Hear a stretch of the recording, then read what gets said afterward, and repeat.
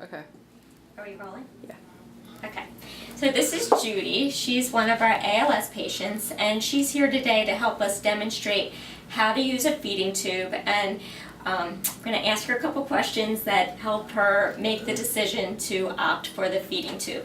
So I just wanted you to see that, you know, she's beautiful, she can walk around, she can do everything. She's using the iPad to help as a communication device.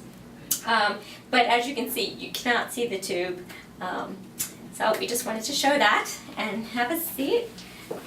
All right. So I just kind of wanted to give everybody an idea of what your morning routine is. So can you kind of tell us how you go about your morning?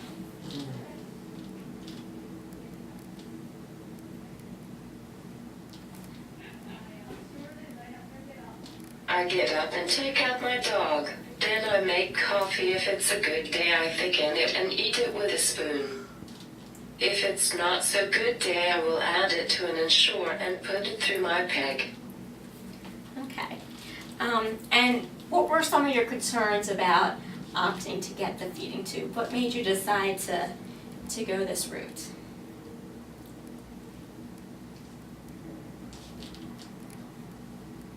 For me, it was a somewhat easy decision. Liquids have been a problem since the beginning for choking. I choked once and was not able to breathe. That made it an easy choice for me. I happened to have someone with me when I choked, but I most normally would not have. I wanted and still want to maintain my independence for as long as possible, and this makes me safe. Are you still able to eat by mouth? Are you still able to socialize, go out to restaurants with friends? Yes.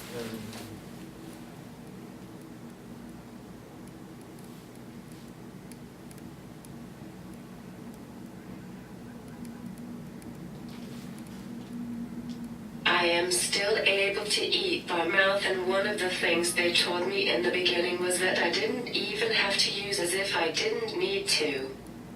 I do use it a lot more now, and am so glad that I had it done early rather than later, because I was able to get used to it, and now it is just second nature.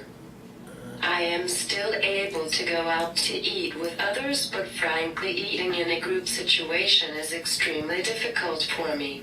I am able to get my nutrition beforehand, and then if I want to nibble on something I can, but I can be there for the social aspects of it. Without the tube, I would have to stay home to eat my food. One more thing is that it takes a very long amount of time and also energy to eat, so the tube can make my life much easier that way too. Great. And when you had the feeding tube placed, was it painful? Was it scary? What was that like?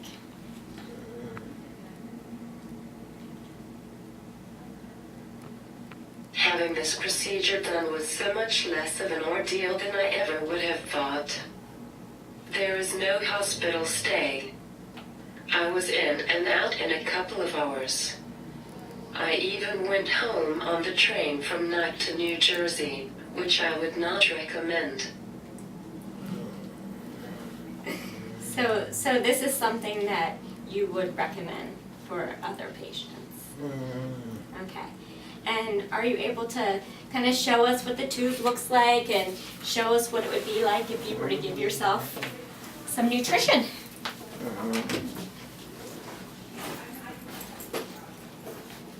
So you can pack everything in your bag. Okay.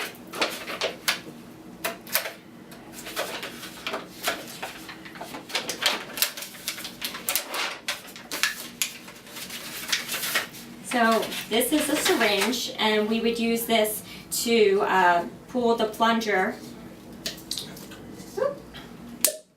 out of the top of the syringe to do the bolus feeds, or you show me how you do it. Okay. We're just going to pretend show, because Judy has to take a test and she's not allowed to have anything right now. But basically, this is what the tube looks like, right outside the belly. And do you tape it up or you just kind of loop it into your pants so nobody sees it? And when you're ready to give yourself some tube feeding, what do? So you just take off the cap and you would put the syringe into the top and then undo the clamp. You would either draw the formula up and then push it into the feeding tube, or you can also take the cap out of the syringe and just kind of pour it in, let it go down for a couple minutes, pour it in again. Same thing with medications. You can mix the medications with warm water, draw them up, and then flush them in. So the whole thing just takes maybe 10 minutes. Yeah, okay. And that's it. Then you take the cap out, the tube out, cap it back up, and you're done with your feed. So thank you for demonstrating that for us.